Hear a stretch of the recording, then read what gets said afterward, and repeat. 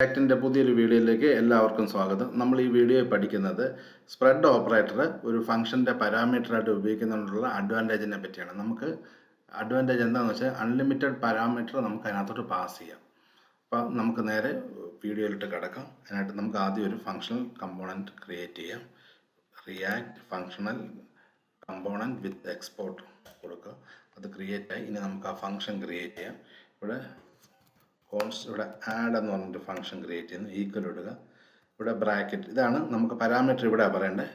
നിരവധി പാരാമീറ്റർ പറയുന്നതിന് പകരം നമുക്കിവിടെ 3 ഡോട്ട് ഇട്ടൊരു സ്പ്രെഡ് ഓപ്പറേറ്റർ യൂസ് ചെയ്യാം. ഇവിടെ നംസ് എന്ന് പറയുന്നു.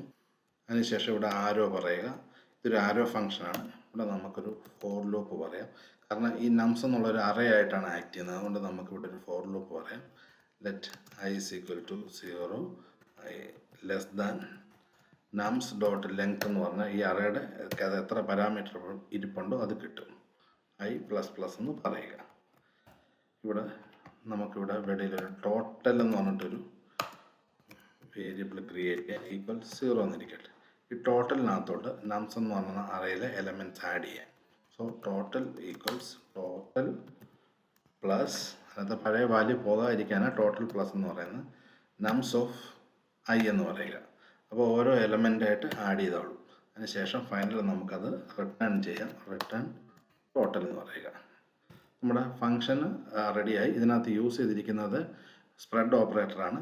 നമുക്ക് ഞാനൊന്ന് കോൾ ചെയ്യാം. കർലി ബ്രാക്കറ്റ് ഇടുക. ഇവിടെ ആഡ് എന്ന് പറയുക. നമുക്ക് എനി നമ്പർ ഓഫ് പാരാമീറ്റർ നമുക്ക് ഇതിനകത്തോട്ട് പാസ് ചെയ്യാം. കണ്ടു, ഇപ്പോൾ ഇവിടെ ഞാൻ 10, 20, 30 എന്ന് പാസ് ചെയ്തു. എത്ര വേണേലും നമുക്ക് പാസ് ചെയ്യാം. റിസൾട്ട് ഒന്ന് ചെക്ക് ചെയ്ത് നോക്കാം. ഇപ്പം നമുക്ക് കാണാം ബ്രൗസറിൽ 16 എന്ന് വന്നിട്ടുണ്ട്. സോ ഇനി നമുക്ക് പാരാമീറ്റർ ഒന്ന് കൂട്ടി നോക്കാം. വാല്യൂ ചേഞ്ച് ആവുന്നുണ്ടെന്ന്. ഇപ്പോൾ അത് 100-ലെത്തി.